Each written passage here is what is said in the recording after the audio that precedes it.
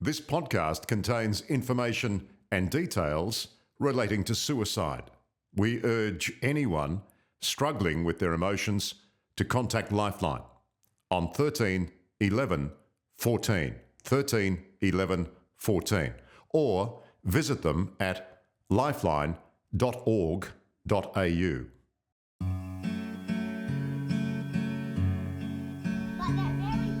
A 24-year-old devoted mother of two, fleeing a violent relationship. That's my mum. I will see you soon. Bags packed. Car running. Her daughters strapped into the back seat. Mum told me that she needed to go back inside to grab something. Panic. Amy's dead, sir. Amy's dead, eh? Confusion. Well, about 5 minutes, they said, no, it's a suicide. 100% this is a murder scene. What do you think is really the honest truth about Amy? The truth about Amy. Until we meet again.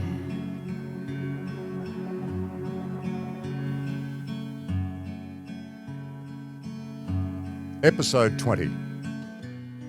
I'm Liam Bartlett. And I'm Alison Sandy.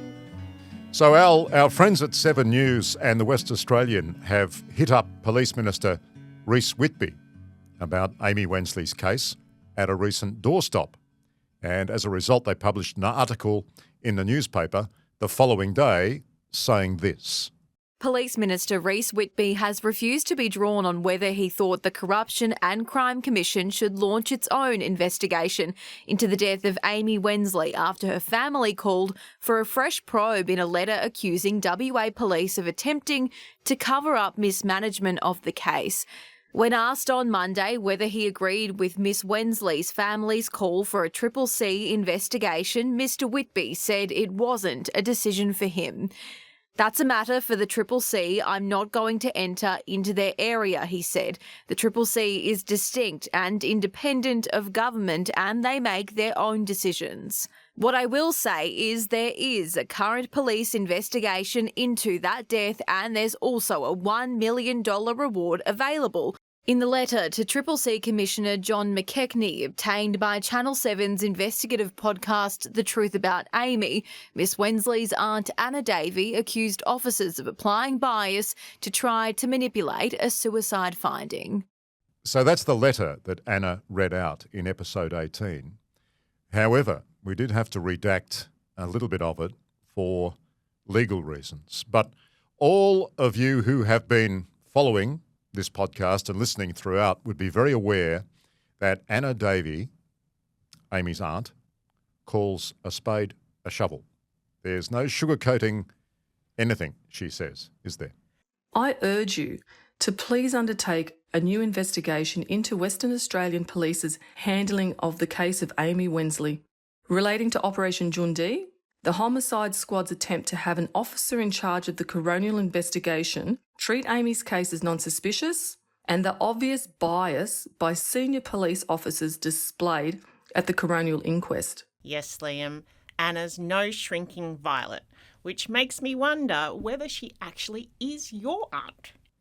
Well, funny that. I have thought about adopting her officially through the channels. I mean, I'm more than happy to extend the family for Anna's purposes solely to take her on. I love Anna. I think she's fantastic. She's a smart, strong woman with strong opinions, and she doesn't hold back. I think it's fantastic. Now, Al, I've viewed the footage of the press conference, and while I wouldn't exactly call Reece Whitby dismissive or evasive, I wouldn't go that far. It is clear, though, that he wouldn't be drawn on what he thought of the allegations of police misconduct and, of course, the serious implications of that. Now, just before we go on, let me just point something out to you. Let's go back to what we've just told you about the report on Mr Whitby and how he was quoted originally. And he said, just to remind you, Mr Whitby said, investigators were taking the cold case very seriously. Well, how would you know that, Al, if he doesn't want to get involved? I mean, he said at the start of the report to our reporters from 7 News and from the West Australian, he made a point of saying, look, this is a matter for the CCC. I'm not going to enter into their arena. That's not for me. as a police minister and go through with the whole charter and all their obligations, not only under the Act, but, you know, basically to make sure every single policeman, man or woman in the state, does their job properly. And he is the minister, so he's got the ultimate responsibility. That's why he gets paid the big bucks. That's why ministers get extra money on top of backbenchers, right? Because they've got all this extra responsibility. So here's the new police minister getting, you know, quite hoity-toity about his role in the scheme of things. Oh, listen, I'm not going to really interfere. It's not my job to interfere. It's your job to make sure the police do the right thing. And a member of the public has come along and pointed out some very serious issues about what they say is manipulation by the police. So later on he says, but hang on a minute, you know, I know that the police are taking this cold case very seriously. Well, that's very interesting, because if you think that it's absolutely someone else's territory, what conversations have you had, Minister, with the police about this case in order to support them, not the members of the public, without going back again over that duty as a Minister of the Crown? What conversations have you had, and what sort of assurances have the police given you, who are reinvestigating this case, to make you or allow you to be able to say, don't worry, the investigators are taking this very seriously? Has he talked to the investigators themselves in order to form the confidence to be able to come out and say the investigators were taking the Col case very seriously? What sort of experience does he have with investigative procedures to know that they are very serious? I mean, there's a whole raft of questions that come out from that statement. Yeah. But in the meantime, he doesn't want to get involved with the CCC. Well, you know, here's another news flash. As a minister, if you don't think that a member of the public is being treated fairly, especially in a judicial sense, and you have authority in that area, then you could take all sorts of measures to make sure, doubly sure, triply sure, that everything is in order. The government have the power, and often exercise it in many, many other ways, mostly for their own reasons, for their own political reasons, to jump up and say, this demands a parliamentary inquiry, or let's have a judicial inquiry because we need to get to the bottom of this. They can do all that and more. Well, it's not unprecedented either, is it? I mean, I've seen it in other states. Absolutely, I don't know WA. absolutely. Totally. You're 100% right. Well, we'll get to a bit more of that later. All right. For me, I still haven't heard back from WAPOL, even though I was assured that they would get back to me, but again, not surprised. I did, though, get a response, kind of, from the Crime and Corruption Commission, in that I was advised there wasn't a response, as the CCC doesn't comment on what it is and isn't investigating. But still, it was nice that they let me know that. Anyway, and I have to ask them, that's completely consistent with agencies of that nature throughout the nation, but it doesn't stop me trying, and I would be negligent in my duty if I didn't go to them. So that's the latest communication from authorities I've had on Amy Wensley. Now a completely different story in relation to Courtney Anderson. Liam, you'll remember this case from last week. Sure do. Listeners will recall her family going into great detail with us. They say she suffered a decade of physical and emotional abuse, which they don't believe was fully considered. And the phone calls would start and it would just go and go and go and go. And it was just argument after argument after argument. Who are you with? You're not with your parents. You're cheating on me. He would choke her with his hand around her throat while he was driving. It's one of those cases that really gets under your skin, doesn't it, Liam? Particularly given their history. Courtney was 14 when she met Ashley Campbell. 14, Liam, who was about 20 or 21. Her family discussed how she'd written in her diary at the time how he'd take her out, and she was excited about that. He was Courtney's first real boyfriend and much older than her. It's Bit of an imbalance there, isn't it? Yeah, well, it's not hard to imagine what the power dynamic would have been like in their relationship, particularly after 11 years. And then there's the circumstances of her death. Courtney Anderson and her partner were in a car heading to Rockhampton around 5:15 yesterday afternoon when somehow she fell from the vehicle. Anyway, I reached out to the Queensland Attorney General, Deb Frecklington, Liam, and you know what happened? Her Chief of Staff called me, discussed the background he had from the department. I gave him a description of what the family told me and forwarded through the documents they provided on the case. And guess what? The family met with the Attorney General a week later. Wonders never cease. So Deb Frecklington, the Attorney General of Queensland's doing her job properly. It's being professional, isn't it? Yeah. Isn't it? I mean, Attorney General Frecklington has a very important position. You're the state's top law officer. It's really crucial, like it's a huge responsibility. But there you go. She finds time to deal with a constituent who is hurting, right?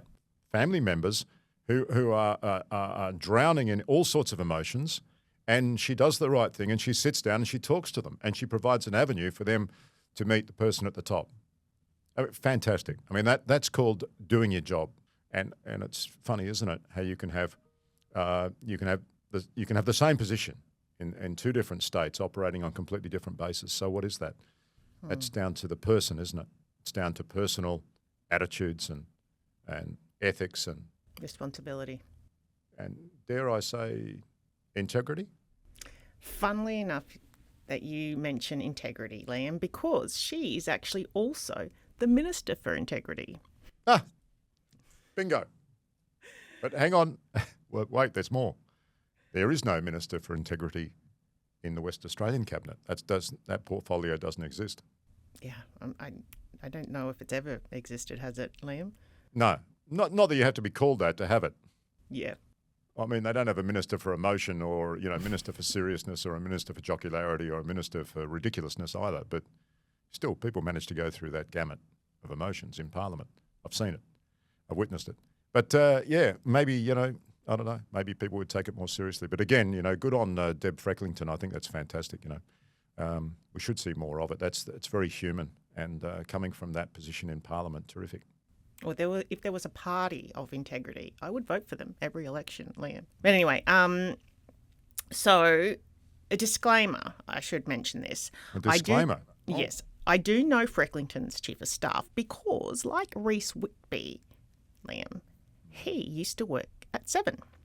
Except Ben Murphy is still approachable and doesn't seem to. I mean, we often talk about going over to the dark side when people move into politics, political advisors or media advisors for politics or business and things like that. We often joke about it. But many of them really do change when they move over, don't they? Oh, yeah.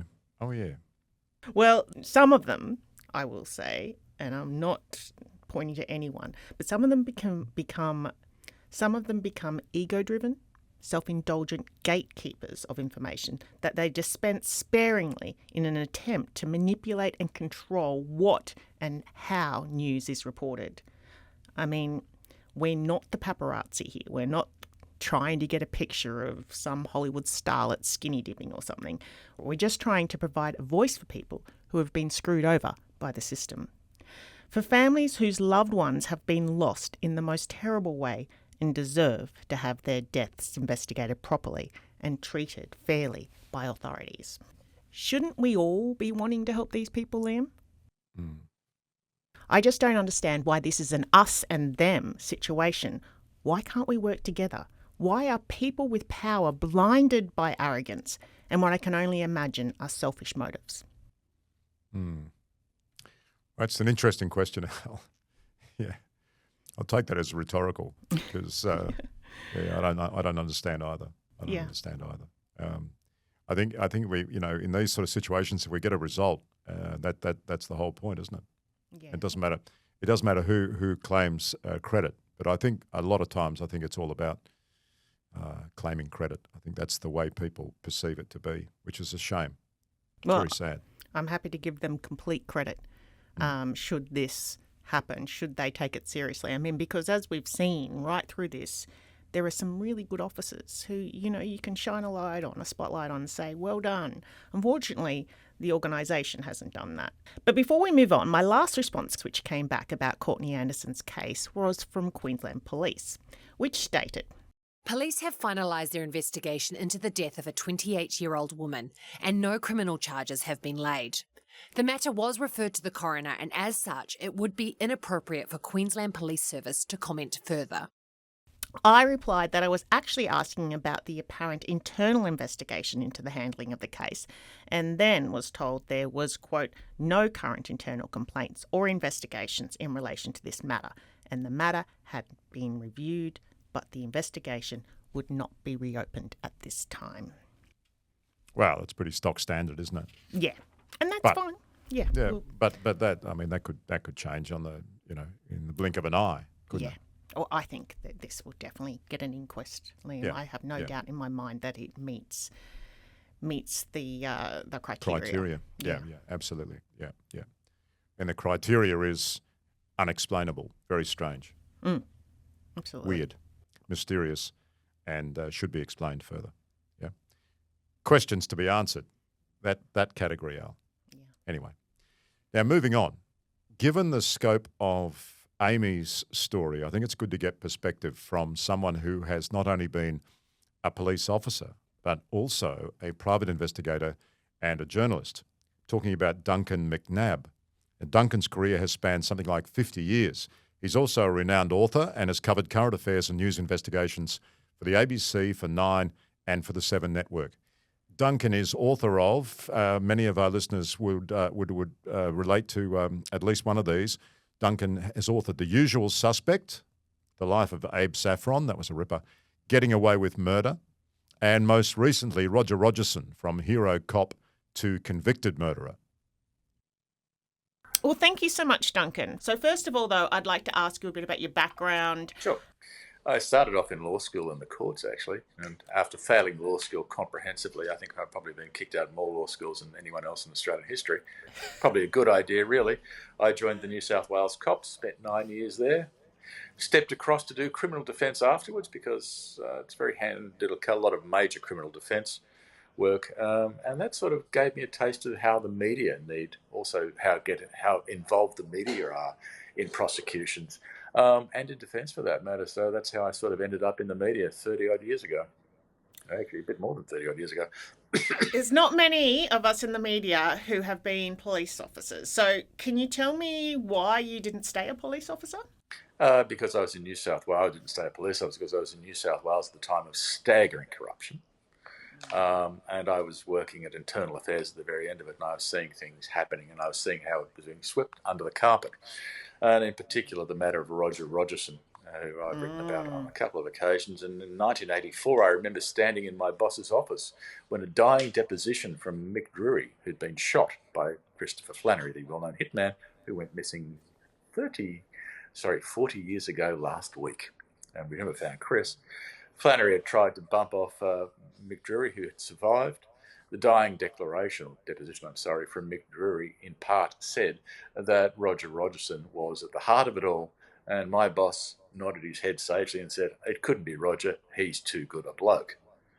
And what followed was a sham of an investigation, and I thought, well, if that's how you guys really treat the murder of a fellow police, or the attempted murder of a fellow police officer, I'm not hanging around. See you later. So I departed and spent a couple of years defending some people who were wrongly accused of terrible, terrible crimes on briefs of evidence, and one in particular which was just a complete and utter sham.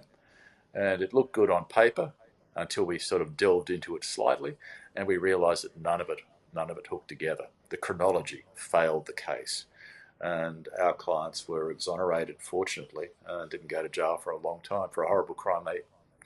It's likely the crime had never even happened, let alone been committed by anybody. And in crime, first of all, prove you've got a crime. Yeah. So Duncan, explain to me, why do they get it so wrong so often in relation to saying that somebody's guilty when they're not, or saying that they're innocent when they're not? Well, the cops aren't supposed, well, on paper, the cops aren't supposed to decide, well, good enough, we reckon he's guilty. All they need is reasonable cause to suspect. And then it goes up to judge and jury, basically, at some stage. The cops have got a huge onus on them to make sure that the case is absolutely sound. And the fundamental problem, well, there are a couple of problems. In policing, it's very, very easy. Oh, back in the old days, it was very easy to decide on someone you didn't like and make sure that evidence fitted them. That's the bad old corrupt days. Yeah. But the greatest problem with any investigation, and that whether it's done by cops, whether it's done by journalists for that matter, is deciding what the result might look like and working towards it. It's sort of confirmational bias. It can happen deliberately, as I've seen quite a number of occasions, or it can happen by accident and you decide, well, this person looks good to me, let's work towards that. And the moment you have confirmational bias in your investigation is perilous. It means that you're going to stuff it up. It also means that someone innocent might get convicted or railroaded towards a conviction. And it also means that the victims of the crime aren't properly served by the investigators. So investigation is a jigsaw puzzle, usually an analogy. You throw all the pieces of the jigsaw on the table and work towards systematically till you get a result. And that's what coppers and journalists need to do. You can't say, oh, this person looks good, let's work towards that. In New South Wales recently, the William Tyrrell case, there's I think about $1.5 million compensation paid to a bloke who was falsely the focus of an investigation. And that investigation decided on him by the look of it and worked towards it. He picked up $1.5 million. His life was devastated. And one of the fundamentals in that is he actually could prove, as I recall, that he was somewhere else at the time he was accused of chasing William Tyrrell. He was in a cafe with his wife, from memory.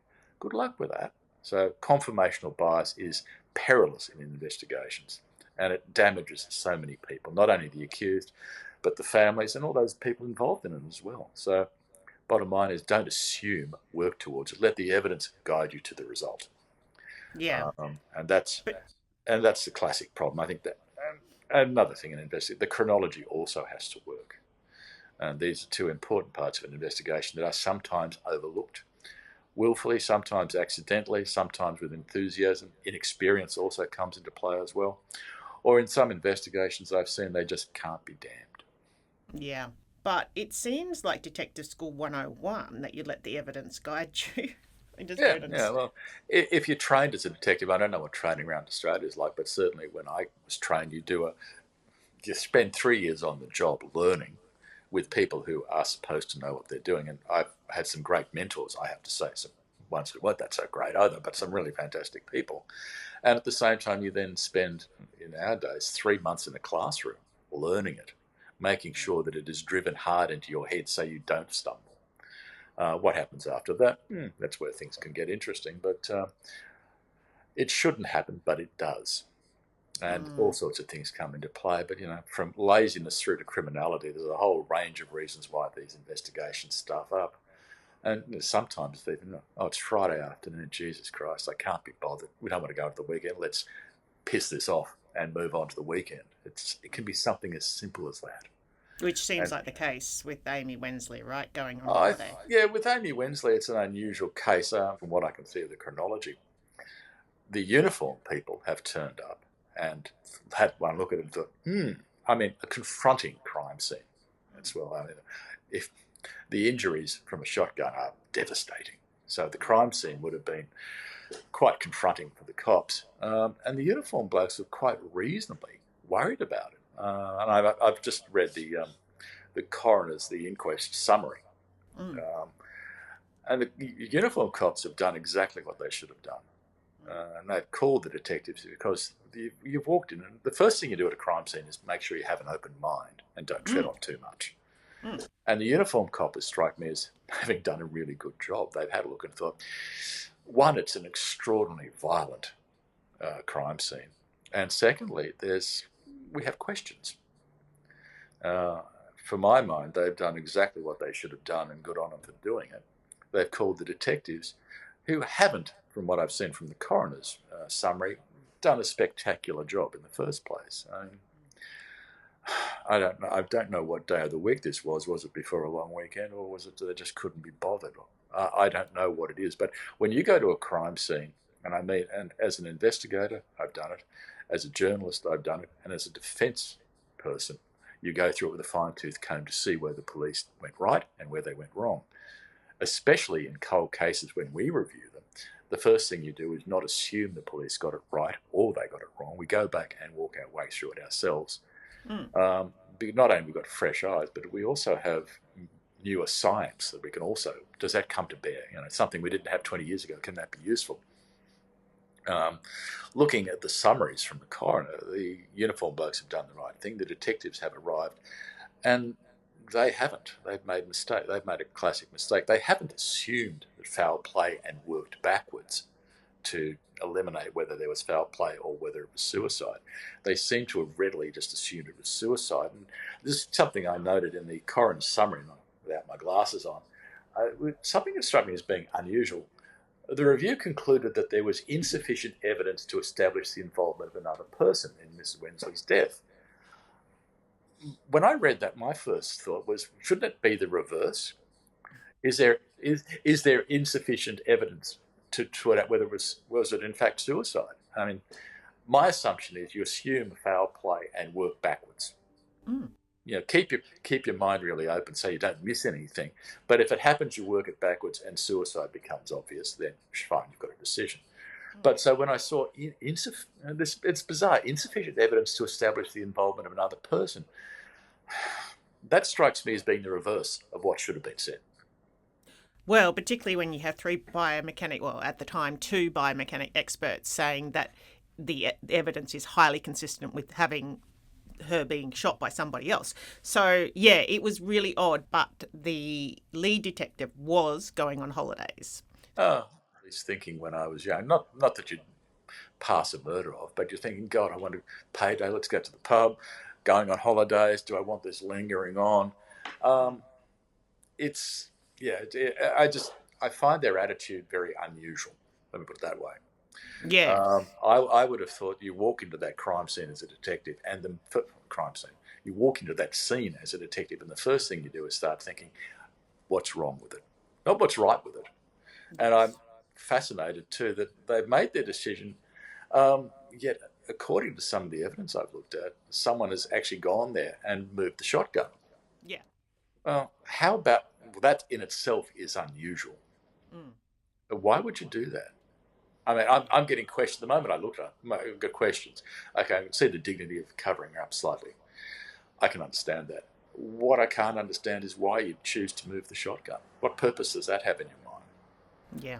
I'm first thinking, well, okay, the shotgun's moved.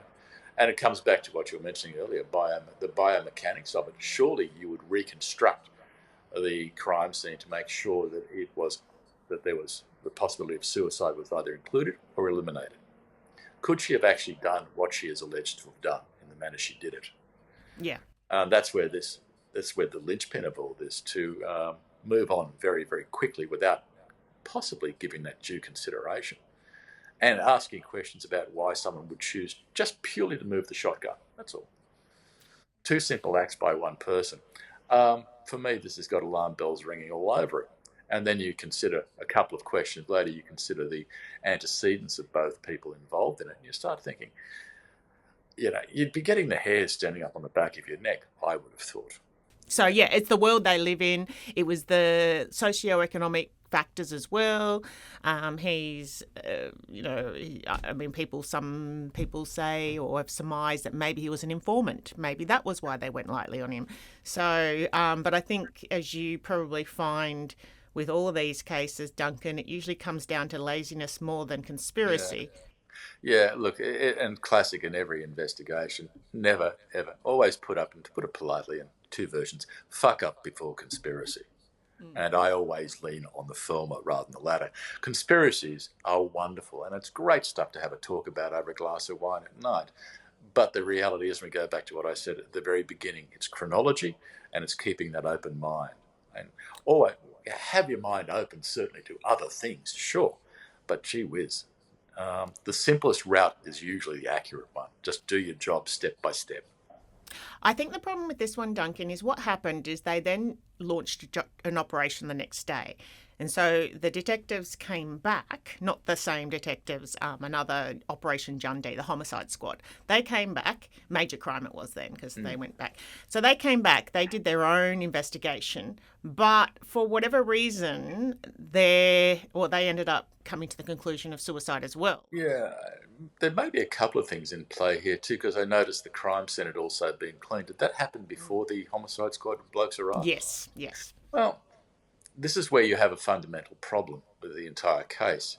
The crime scene was cleaned up very, very quickly. So when the so-called experts, or perhaps experts from Perth, and Serpentine's on the edge of Perth as well. It's not a huge schlep away. When I first looked, I thought Serpentine Roadhouse, where will that be?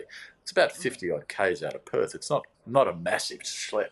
Well, you might actually want to live out there and commute into town. So we're not talking remote Western Australia at all. If the detectives had chosen to call the homicide squad, well, surely the homicide squad first up would have said, preserve the scene. What you do, so we can have a look at it. But that didn't happen for some reason, I don't know why. Instead, that not only was the scene not preserved, even though the uniformed blokes were saying, we don't like this, the scene wasn't preserved. And in fact, that someone very kindly gave the owner of the property the telephone number of someone who, forensic cleaners, to come out and give the place a run over. I don't know, maybe it's more current, but certainly when I was a young copper, which is quite some time ago, we didn't immediately have forensic cleaning services at our beck and call. So, oh yeah, I've got the number in my pocket here. No. So I'd be curious to see how quickly the forensic cleaners were in fact called to the scene. So when the homicide squad, the experts, have arrived the next morning, they see a pristine non-crime scene. So they have to make their decision on suicide based on what they're told by their colleagues who've already written it off as suicide. So you can see already the problem starting. That they haven't gone there. They might have gone there with fresh eyes, but they've got nothing to see. So how can they reasonably say we've independently reviewed the investigation because the crime scene's gone? How can we actually say that they've done that? They've relied on what their mates have told them or their colleagues have told them, and they've drawn that conclusion from what their colleagues have told them.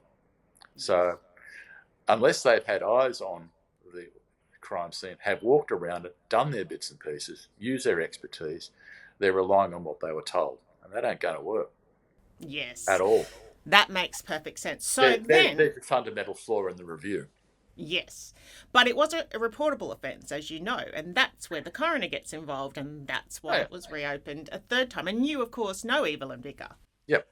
I've known Evelyn for years, and her partner is probably my oldest friend. And he and I worked together in the New South Wales Cops. These people have extraordinary careers. I mean, Evelyn's had a great career as a prosecutor. She was a fabulous coroner. And she's, her views on this are spot on the money. She's done what a good detective would do. She looked at it and thought, this doesn't smell right. And that's... and I notice it's now become an open finding. I'm still troubled by the other coroner, Coroner Linton, I think it was, in the summary, just saying insufficient evidence to establish the involvement of another person. Well, call me pessimistic. I'd be working the reverse way. Let's have a look at it. So Evelyn is spot on the money. She's looked at it, and the first thing I would imagine, her nose is wrinkled and the hairs have stood up on the back of her head. This doesn't work. And then you go down to the biomechanics of it all. I mean, can it have happened in the way the police believed that led them to suicide? Well, what did they do? Did they just walk in, have a look around, put their hands in their pockets, say, oh, this looks like a suicide, and walk out the door? The old detective trick, hands in pockets so you don't touch anything.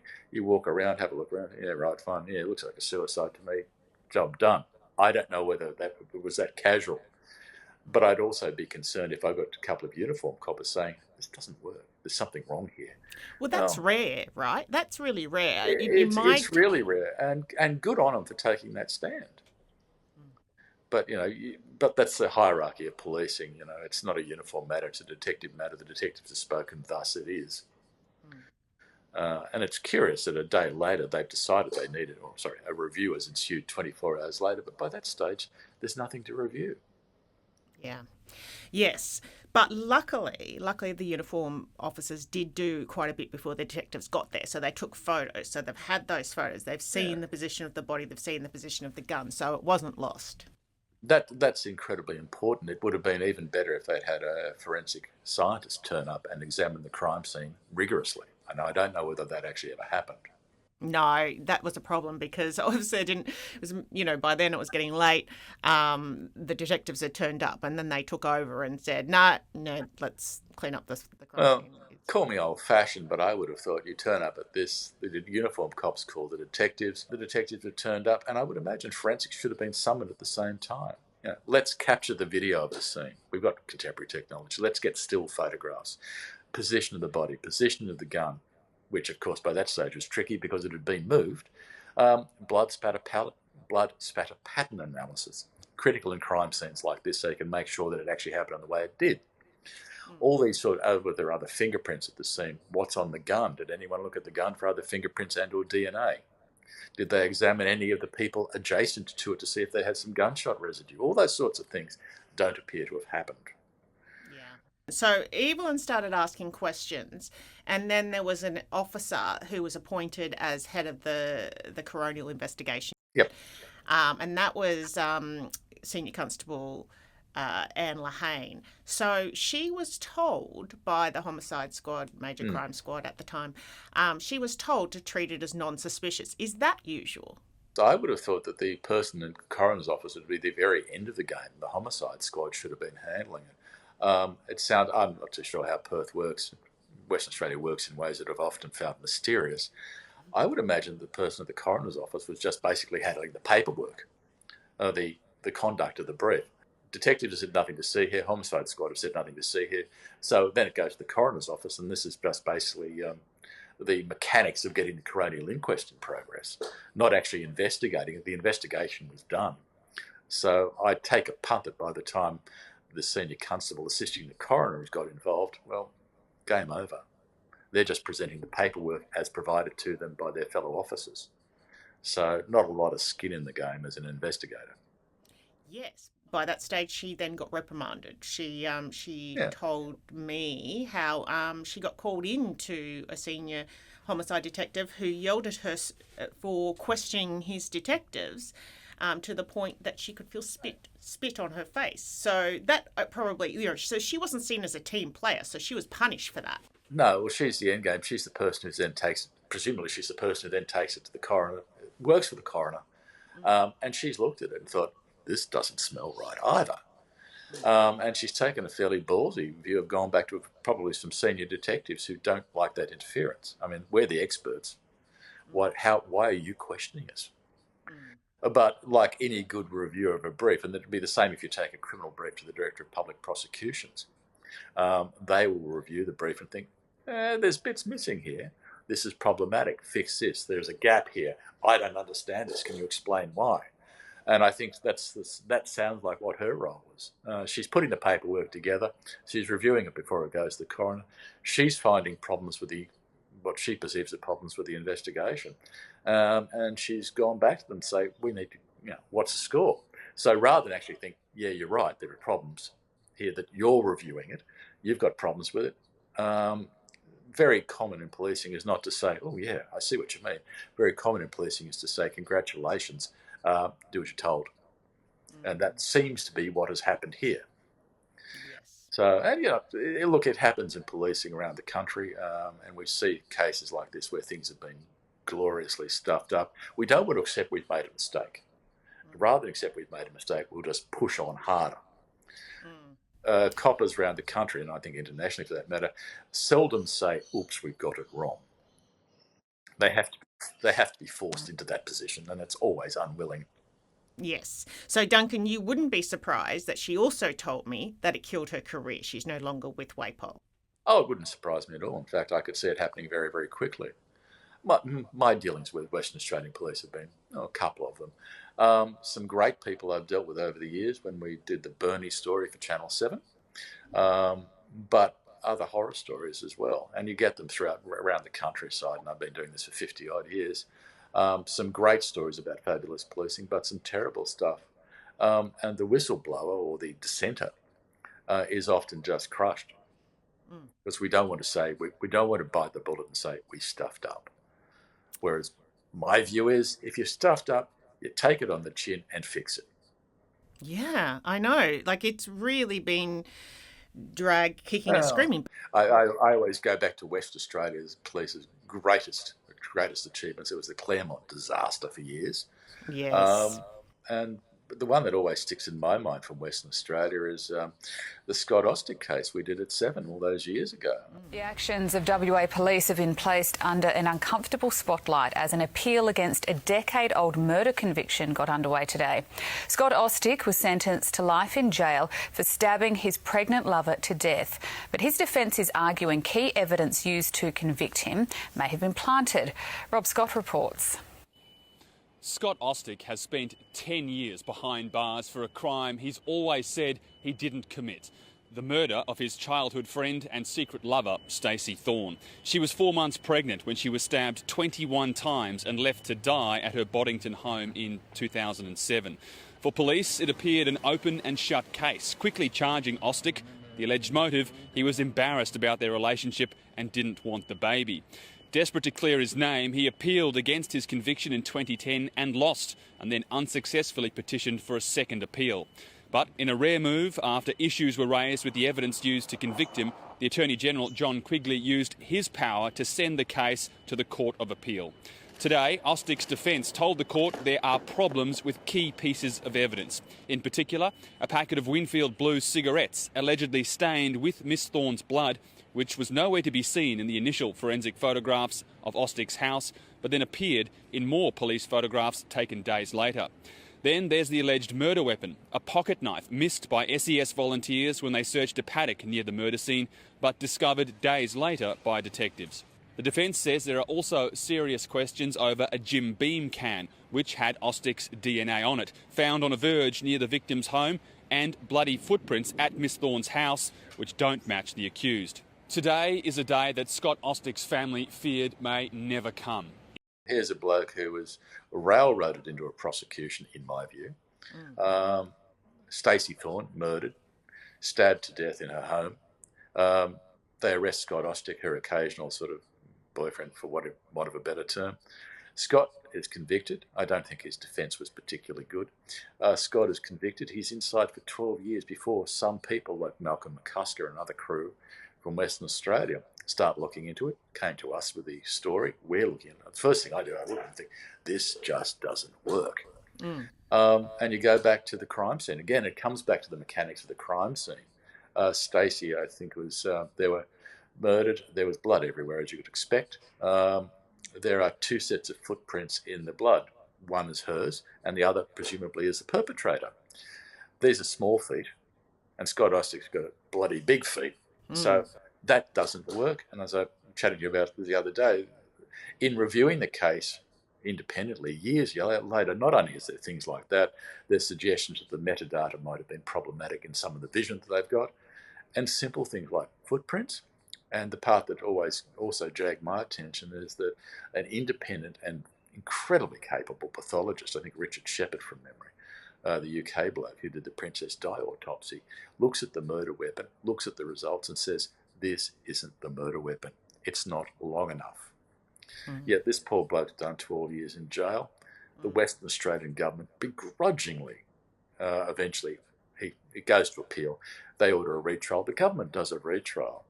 The retrial takes a couple of weeks. The jury are out for time to pour a cup of coffee and have a Scotch finger biscuit before they acquit Scott Austic. He's lost 12 years of his life. His father's died whilst he's in jail. His daughter's grown up while he's been in jail.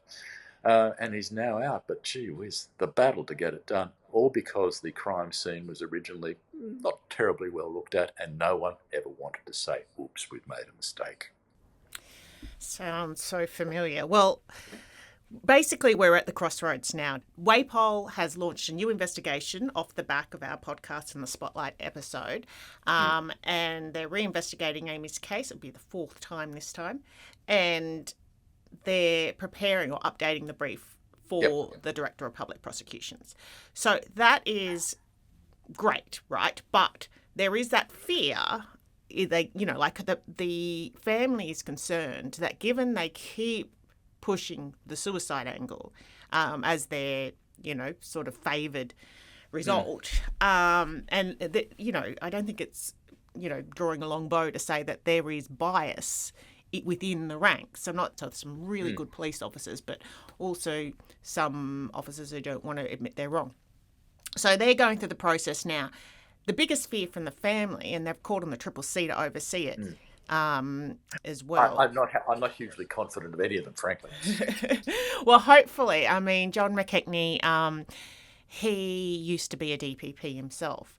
And obviously Rob Owen, who's a DPP now, is, I mean, all eyes are on them. And I don't know if the Scott Austic case at the time, did it have a spotlight shone on it when this was... No, it was nothing to see here. It was only until he'd been in jail for about 12 years and basically saying, I didn't do it, that he was fortunately scooped up by a couple of a good barrister, a good solicitor, and then the former governor, a distinguished lawyer himself, gets behind it. Exactly as you're seeing in this case, it smells, what can we do about it?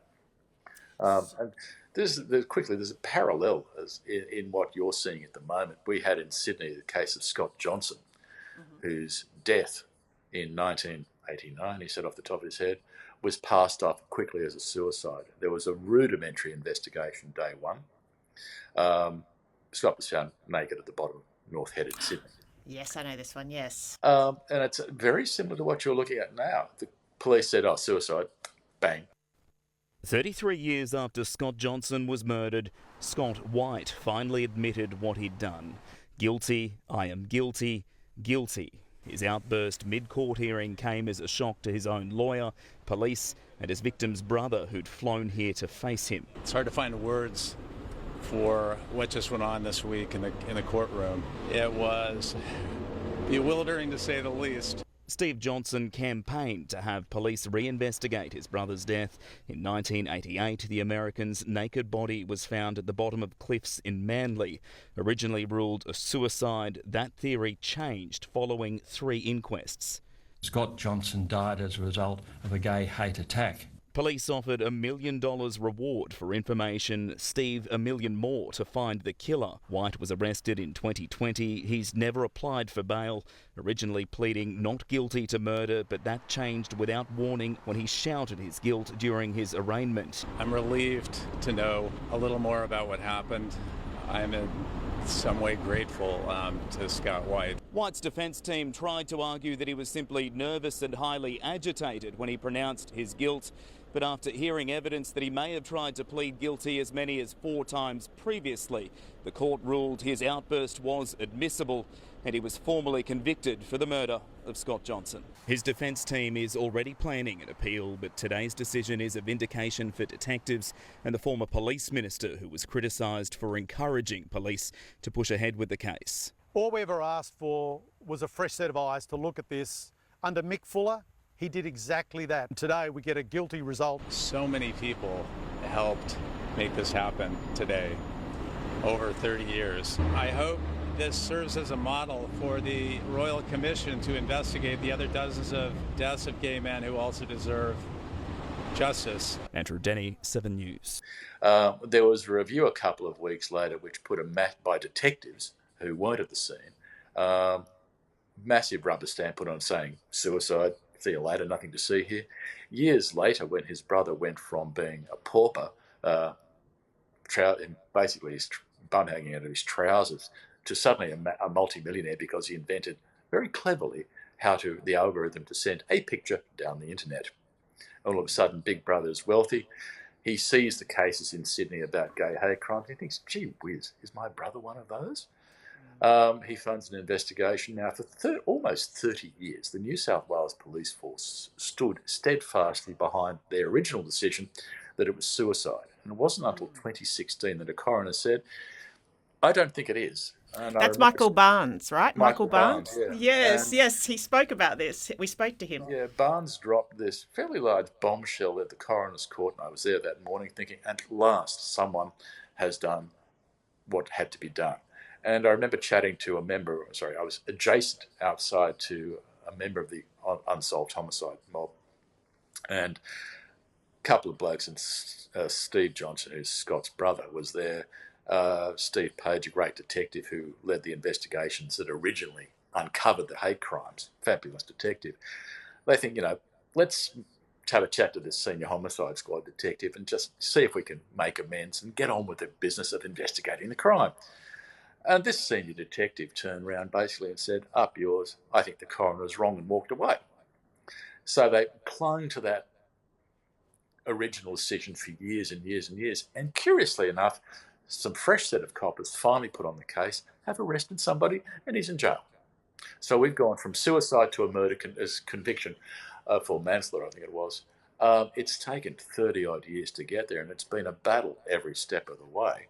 But it's been done, and it may give some hope to the victims here, the victim's family, that it can be done. It just requires the cops to change their thinking. Absolutely. And this is make or break time. I mean, I know, Duncan, that if they don't do something now, it will eventually be done, because it has to be. Like there'll have to be a goodie down the track. Now, Michael Barnes, I'm glad you mentioned that, because he spoke about that case too, and he had a suicidologist also provide information, or gave their advice. And the thing is, I think at the time, the Director of Public Prosecutions, because the police weren't pushing for charges to be laid, didn't lay charges. And that's the problem, right? And so if the police in Amy's case provide an updated brief of evidence, and then the cover sheet says, we don't think charges should be laid, then, we're kind of in, and of course their decisions aren't reviewable. I think in Scott's case it was simplified. The Commissioner actually at the time realised that it was probably prudent to have another look at it, and he appointed a group of detectives who were fabulous people. I had the joy of meeting them, and they just took to the case and thought, yeah, this does stink, let's go and do something. So by the time they got to the DPP in Scott's case, they were convinced that they had the right bloke and they should prosecute him. But it took an enormous amount of navigation to get to that point, and the involvement of the then Commissioner Nick Fuller saying, yeah, we got to fix this. Yeah, well, that's and you need that higher level to come in and kick this. Maybe that's what, and Amy deserves this. It's got to be done right. Yes, there is a problem with the crime scene. We had the same problem with Scott Johnson. The only story we have about Scott Johnson is that of the bloke who finally confessed. Whether you not believe that, but he's in jail, which is a result which we didn't think we'd get. But you need the champion, don't you? And Mick Fuller did come to the party with obviously the Chris Dawson case too. Yeah, Fuller made some very astute decisions. Yes. And they're astute decisions that impact very heavily on the victims of crime. And maybe they're the sort of little beacons that make other detectives or other senior coppers start thinking, well, instead of saying, no, forget the past, maybe it's time to deal with the past and get these crimes fixed. And that's where Amy's case is so significant. Maybe at that higher level, someone in the West Australian policing and or government will say, well, we need to fix this. It doesn't work. It's not right. Let's go back and get it right. Well, I hope so. I mean, Rob Owen, SC, I'm really hopeful that he'll be the one, because I don't have a lot of faith in Col Blanch at this stage, given the track record and his handling of the Bombara. Yeah. And from a PR side of things, PR is what it is. The political side is, here's a chance for you to get in front of something. Here's a chance for you to be seen as someone doing the right thing. Yes, a couple of rank and file might squawk loudly about it, but you're a leader. Lead. Well, much like you, Duncan's seen it all, Liam. But as he talked about New South Wales Police Commissioner Mick Fuller, I was feeling a bit sad that to this point there's been no evidence in relation to Amy's case that Col Blanch or another senior ranking member of WAPOL has had that level of commitment into the case so far. There haven't been any favourable murmurings about the case being taken seriously until recently. That said, we won't know for sure until we hear back after the DPP has been provided a copy of the new brief of evidence and made its decision. Well, it is interesting, isn't it, that we haven't really heard from any senior ranking police publicly about making comments. They just no one in a position of power wants to dip their toe into the water, do they?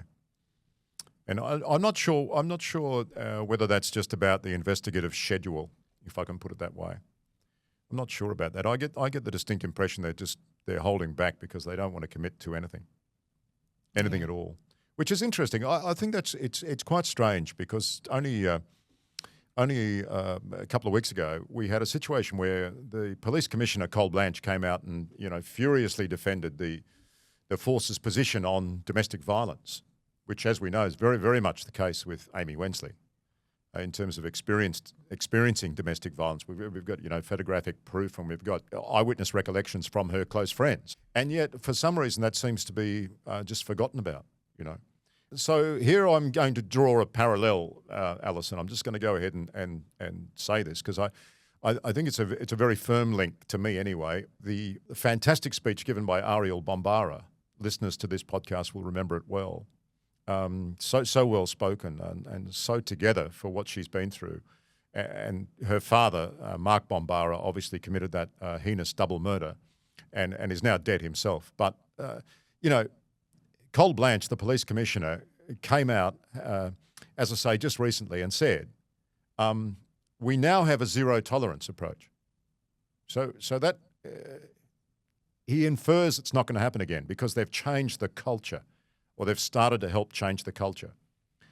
Now, what we know, and we've only found this out recently, is that no less than 8 police officers, and this is all from body cam footage and other, substantive sort of evidentiary chain from the police themselves, 8 police officers failed in their duty.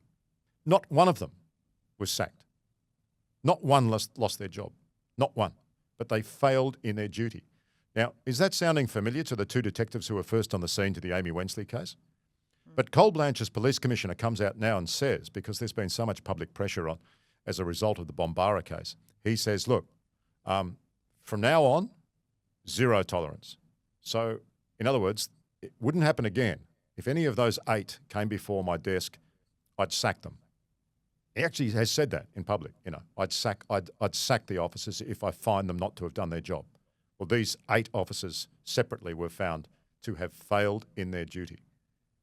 So I just find, it's the old lip service thing. You can say what you want in public, try and shore up the sort of public confidence in the force. But if you're not doing the stuff, if you're not doing the bottom line stuff, from day to day, and you're not actually showing people that you are prepared to go the whole hog, then what does it all mean? And that comes back to the point you've just made about the fact that it is sad that more senior police officers haven't come out and stated publicly a position on the Amy Wensley case. In various, I'm not talking about, making comments that are sub judice or whatever, or potentially, a problem legally. I'm just talking about the way that Duncan McNab was talking about Mick Fuller, the former New South Wales Commissioner.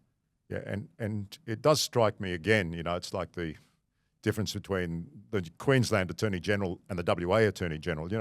There's a big gulf in same position, totally different response, totally different reaction, totally different public stance. So it is, I think it's very enlightening. Anyway. But you can say what you want, though, Liam. That's the thing. It's like between the theory and the practice. So come out and say, on to the media that I'm going to have a zero tolerance approach and we're going to not let this happen again. But then ignore, seemingly, the Amy Wensley case. I mean, I've asked him, I think, 12 times to come on this podcast to talk about Amy Wensley. You've seen some of the replies I've got, which are kind of a bit sarcastic, really, to tell you the truth. And you're just like, well, I mean, really, is what I'm asking unreasonable?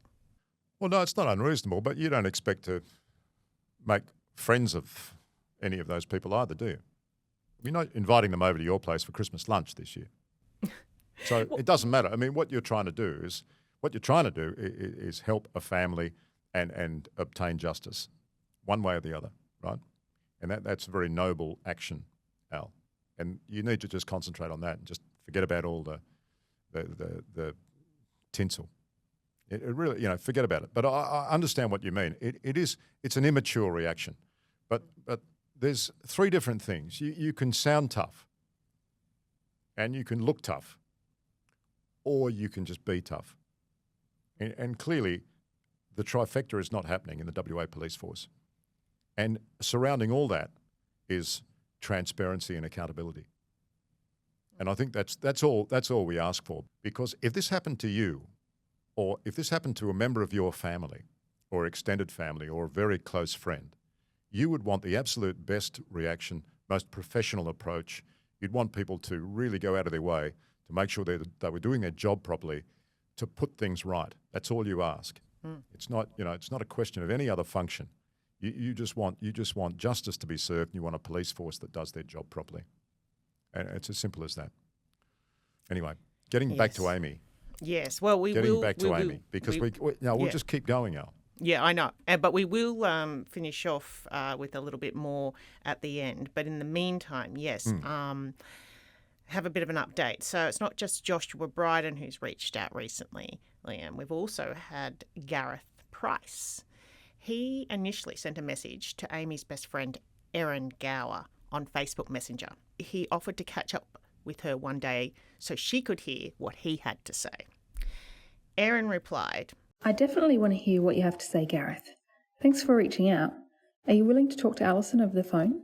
Erin offered to pass on his number to me, but he requested I text him on Facebook Messenger instead, which I did. Anyway, a bit more toing and froing, but later that day I made friends with Gareth and I called him. We spoke for about an hour, Liam, about him doing a sit-down interview for Spotlight, which, I thought would be better so we're not kind of rushing and he's. Oh, I'd like that. Yeah. That'd be good. Yeah, I think so. He was a bit confused about you, actually, Liam, because he seemed to think that you were some bigwig from Sydney, but you're just a bigwig from Perth. You're a local. I'm an earwig. Anyway, here were the take-homes from my end.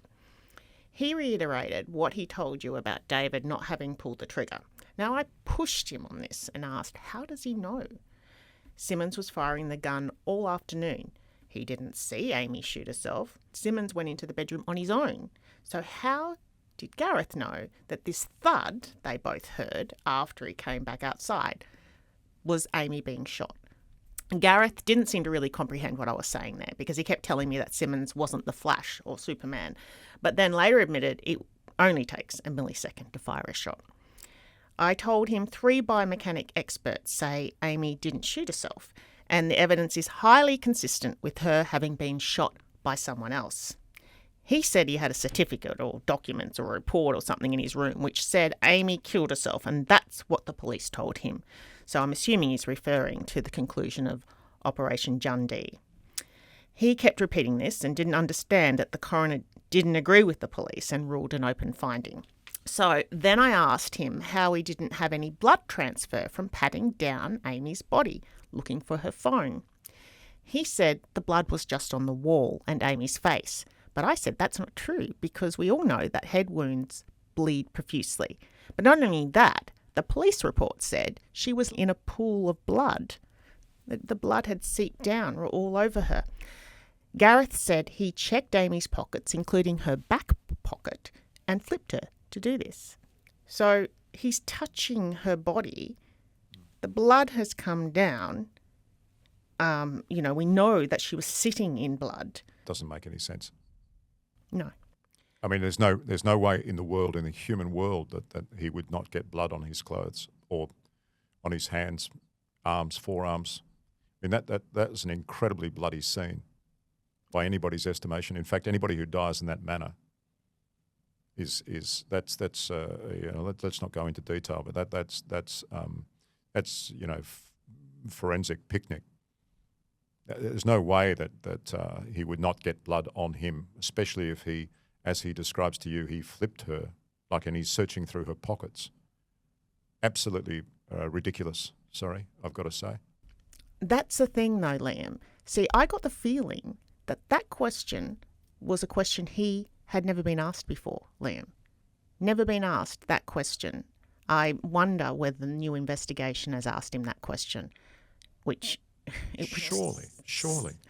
Sincerely scare me, which it does scare me, because, anyway, there's a lot that scares me about this so-called new investigation. But anyway, it may not be is poorly handled, again, as what I've been told. But so it's different when you ask, when you were talking to him and asking about what happened, the third, and he's consistent telling that story. That's something he said 100 times. Well, not 100 times, but you know what I mean. He said that a lot, and he's talked about the type of gun that was used, the 410 Boito. He repeats that same thing. But when you ask him something that he hasn't been asked before, it's different. He tries to answer it. I then told him there's no way he would have been able to do that without getting blood on him. Anyway, he didn't really have a response for that. But then I mentioned how Josh said they burned their clothes, and he replied that was after the police handed them back. So again, a question that seemingly he hadn't been asked before. So he was thinking on his feet. He didn't deny them burning the clothes, which is what I was expecting, but stated they were the ones they'd handed to police. And I said, well, that doesn't make any sense. Why would you burn those ones? Anyway, he then argued the biomechanic experts were delusional. Yes, that's the word he used. And we rely too much on technology. I also mentioned how after the car accident, she couldn't move her body while he explained how he pulled the gun off her lap and it was pointing towards her mouth. So Gareth doesn't seem to understand that she was shot in her temple. He seems to think that she somehow shot herself up through the mouth. He doesn't even recognise that she'd have to be a contortionist to have shot herself in that position. And that's a problem, Liam. Gareth doesn't understand the facts of the case and is just totally reliant on what he's being told. So I've got two more items of note with what Gareth said, Liam. Firstly, I talked about the physical abuse by David Simmons, which, as you know, reportedly included placing Amy in a headlock that afternoon. And Gareth replied she was beating him up, not the other way round.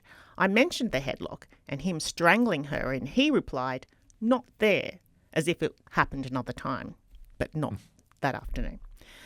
I then said she wasn't big enough to beat him up, and he asked me if I was married and if I'd ever been hit. I told him no, nobody had ever laid a hand on me because that's not normal in a relationship. He was surprised by that and replied, what is normal? I get beat up all the time, he said. But I guess that's why neither he nor Josh intervened in the fight between Amy, the physical fight between Amy and David Simmons. He continued to defend Simmons, saying Amy was the love of his life. I said telling her to F off to her mum's and calling her the C word, not to mention the violence, were not signs of love. And again, kind of struggled to comprehend this. And lastly, the black gun with the scope that Naya saw Simmons bring back into the room. When I mentioned this to Gareth, he was familiar with that gun and didn't deny this happening. So it's just interesting when you're dealing with Gareth about things that he hasn't seemingly memorised. Yeah, but that's the other issue too. It's almost like a muscle memory thing, isn't it, at this stage? And you just don't know how many times he's repeated that same story. Yeah, well, in that interview with you, he kept trying to get it word perfect. He'd go back and he'd say, no, it's, it's like he's, learned a line and he wanted to make sure that he repeated it exactly. I think it'd be interesting to see him sitting in a seat. There's a lot too with facial expressions, I think, that go with the answer that you can interpret and interpolate.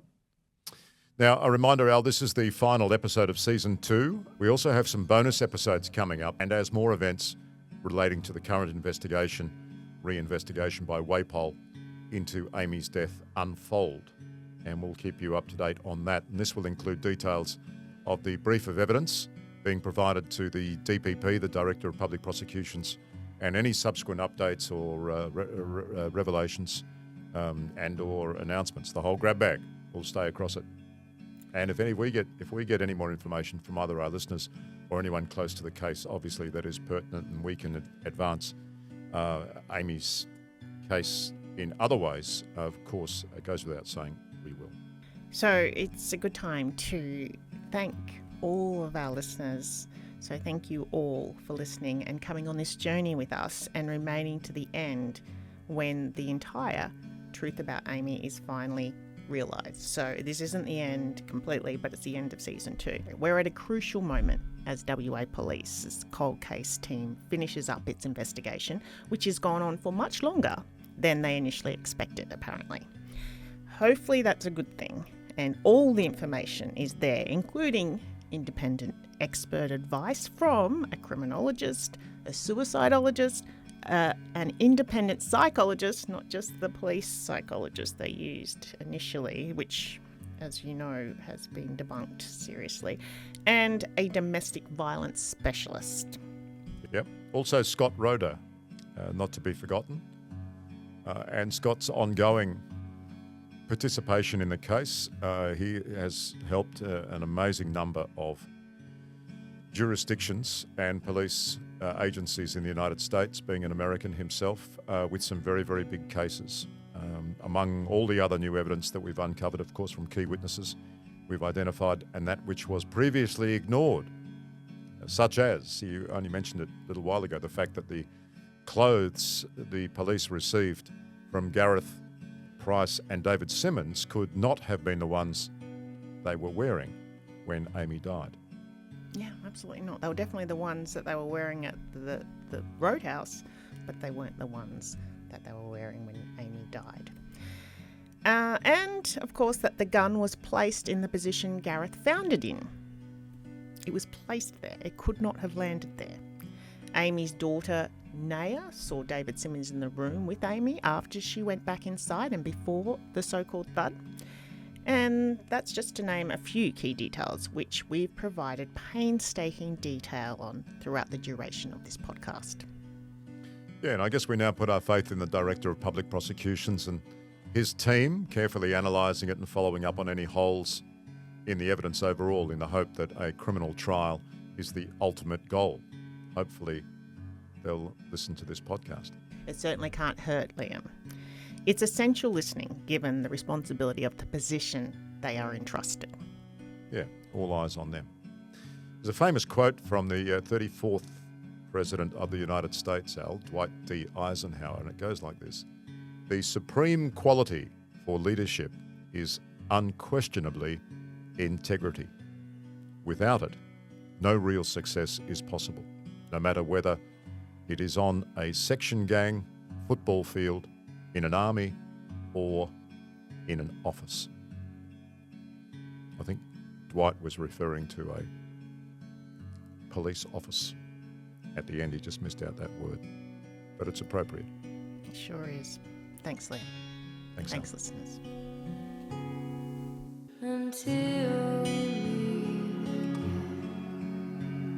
If you knew Amy and have information about her death, we'd love to hear from you.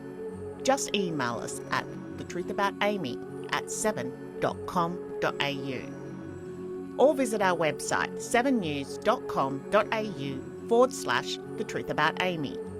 You can also send us an anonymous tip at www.thetruthaboutamy.com. Presenter and executive producer, Alison Sandy. Presenter and investigative journalist, Liam Bartlett. Sound design, Mark Wright. Assistant producer, Cassie Woodward. Vodcast editor, Carmen Bensley. Graphic artist, Jason Blanford. And special thanks to Brian Seymour and Jessica Evanson. This is a 7 News production.